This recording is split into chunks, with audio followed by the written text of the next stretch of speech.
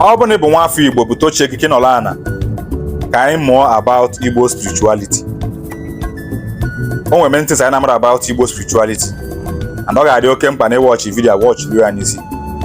Ka napịkwa ogologo okwu, ka napị waste time gị. Watch ya this video nchọrọ igosi gị now. Daalụkwanụ. It was only until I got into Igbo spirituality that I learned that there are prayers they're unspoken prayers or wordless prayers, which, if you're pure, if your hands are clean, can be more powerful than any magic in the entire universe. Igbo spirituality doesn't necessarily mean you have to have a grove, a shrine, etc. Right? There are different forms of prayer. Your prayer can be ritualistic in nature.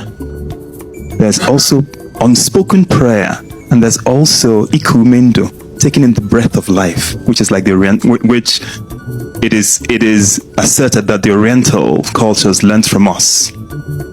When you are,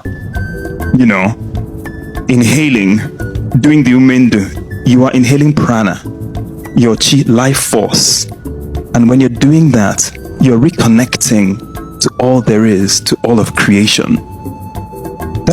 You don't need a shrine for that. You can do it out there. You can sit in the park, you can sit in your car and do that.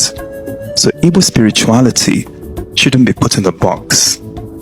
As God is the totality of creation, the forms of worship of God as diverse as creation itself. It was only until I got into Igbo spirituality that I learned that there are prayers they're unspoken prayers or wordless prayers, which, if you're pure, if your hands are clean, can be more powerful than any magic in the entire universe, because you're connecting right back to God, stripping out every material layer you have. You're connecting spirit to spirit. I think it's a good message to get out there that Igbo spirituality isn't something, and it's rather ignorant to deem it animism, deem it idol worship. You need to understand what it is and understand the deep values in it. And as you advance in those deep values, you realize that this contains, almost everything you can think of. So yes, it is very much so a contemporary practice. And just a final point on that, some of the dibia, the adepts or experts in knowledge and wisdom, they're like you and I. They're hidden in plain sight.